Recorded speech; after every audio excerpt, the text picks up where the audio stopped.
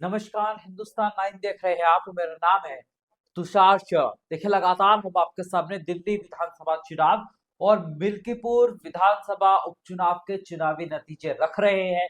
और ये नतीजे जो है, यकीनन चौंकाने वाले नतीजे सामने आ रहे हैं, जिसमें साफ तौर पर बीजेपी की सुनामी चलती हुई दिखाई दे रही है। भगवा लहर चलती हुई रुझानों में दिखाई दे रही है।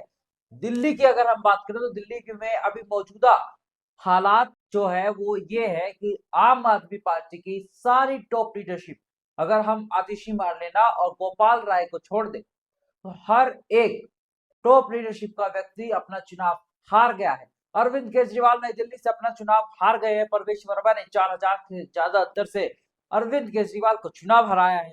वहीं पटपरगंज की सीट आम आदमी पार्टी के अवध ओझा हार गए हैं। बीजेपी के नेगी ने बड़े अंतर से यहां पर जीत दर्ज की है। वही आपको मैं बता दूं, जंगपुरा की सीट पर गए मनीष सिसोदिया पटपड़गंज से गए थे। जंगपुरा में 429 वोटों से मनीष सिसोदिया अपना चुनाव हार गए हैं।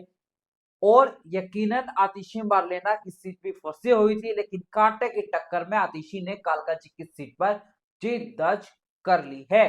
वही मैं आपको बताऊं, ग्रेटर कैलाश की सीट की बात करें तो सौरभ भारद्वाज आम आदमी पार्टी के मंत्री अपना चुनाव हार गए, जबकि उनकी सीट एक सेफ सीट मानी जा रही थी ग्रेटर कैलाश, लेकिन वो अपना चुनाव भी हार गए हैं। अब तक की मैं अगर टैली की बात करूं तो आम आदमी पार्टी जो है वो 22 सीटों पर आगे है और 48 सीटों पर बीजेपी आगे बढ़ती हुई दिखाई दे रही है। यानी बहुमत का वो जादुई आंकड़ा 36 है और उसको आराम से पार करती हुई भारतीय जनता पार्टी यानी बीजेपी दिखाई दे रही है।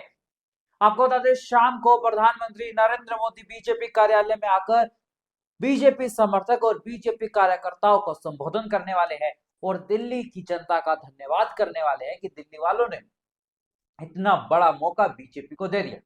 बीजेपी की तरफ से कहा जा रहा है कि दिल्ली में यमुना रिवर फ्रंट बनेगा, जैसे कि गुजरात में रिवर फ्रंट बना हुआ है, वैसे साबरमती रिवर फ्रंट की तरह। अब ऐसे में सवाल है, अरविंद केजरीवाल जब मीडिया के सामने आए तो उन्होंने अपनी हार को स्वीकार कर लिया, लेकिन उनकी हार के स्वीकार करने के पीछे एक थ्योरी जो है वो सामने आ रही है। याद कीजिए, सितंबर 2024 जब अरविंद केजरीवाल ने मुख्यमंत्री के पद से इस्तीफा दिया था, उन्होंने कहा था अब दिल्ली वाले तय करेंगे कि मैं ईमानदार हूं या भ्रष्टाचारी। अगर मैं ईमानदार होगा तो दिल्ली वाले मुझे जिता देंगे, अगर मैं भ्रष्टाचारी होऊंगा तो वो मुझे हरा देंगे।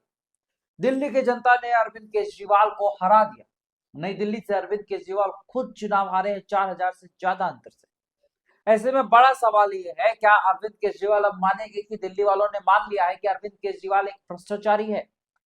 देखिए, अन्ना हजारे का बयान सामने आया है, मैं आपको बता दूं। अन्ना हजारे ने कहा पैसा, धन, दौलत ऐसी चीज है वो किसी को भी बहकावे में ले लेती है। केजरीवाल धन के पीछे भागे और इसीलिए आज उनकी ये हालत है। वही आपको बता दे, ग्रेटर कैलाश से हार के बाद सौरभ भारद्वाज ने कहा मेरी हार विचित्र है, मुझे समझ नहीं आ रहा कि मैं कैसे हार गया, क्योंकि हर एक पत्रकार का मानना था कि मैं ग्रेटर कैलाश की सीट आराम से जीत जाऊं, लेकिन फिर भी मैं हार गया। अब इस समय बोलना सही नहीं होगा। ये वर्डिंग रही सौरभ भारद्वाज की, जो कि आम आदमी पार्टी से मंत्री और ग्रेटर कैलाश में अपना चुनाव हारे। वही देखिए, आपको बता दें, दिल्ली की बात तो मैंने कर दी। अब बात करते हैं मिल्कीपुर विधानसभा उपचुनाव। मिल्कीपुर की बात इसलिए करनी जरूरी है कि क्योंकि मिल्कीपुर के उपचुनाव के नतीजों ने 27 की पिच को तैयार कर दिया। 27 की अगर मैं पिच कहूं तो 2027 में होने वाले विधानसभा चुनाव। मिल्कीपुर विधानसभा उपचुनाव में बीजेपी की एक तरफा जीत से हर कोई हैरान है। ऐसे में इसके पीछे का फैक्टर माना जा रहा है कि मायावती के चुनाव ना लड़ने से मायावती का सारा दलित वोट बीजेपी को ट्रांसफर हो और इसीलिए बीजेपी कितनी प्रचंड जीत। देखिए, पिछली बार मिल्कीपुर में विधानसभा चुनाव के दौरान 52% मतदान हुआ था, लेकिन उपचुनाव में 66% मतदान हुआ। यानी कुल मिलाकर 14% जो है वो वोटर टर्नआउट बढ़ता हुआ दिखाई दिया। माना जा रहा है कि बीजेपी के पक्ष का वोटर टर्नआउट है। बीजेपी का कहना है कि अयोध्या में लोकसभा सीट जो थी फैजाबाद, वो समाजवादी पार्टी के लिए एक्सीडेंटल गलती से जीत गई। और अब जो है मिल्कीपुर की जनता का जनादेश ये है, यही पूरे यूपी यूपी का जनादेश, और इसीलिए उत्तर प्रदेश की जनता जो है वो योगी बाबा को फिर से लेकर आने वाली। देखिए एक बात साफ, चाहे दिल्ली हो या हो फिर मिल्कीपुर, दोनों के चुनावी नतीजों ने इंडिया गठबंधन के अंदर खलबली मचा दी। अब इंडिया खामोश है और बीजेपी खूब उत्साह में है, क्योंकि बीजेपी ने अपना 27 साल का सत्ता का सूखा बनवास दिल्ली से खत्म कर लिया है।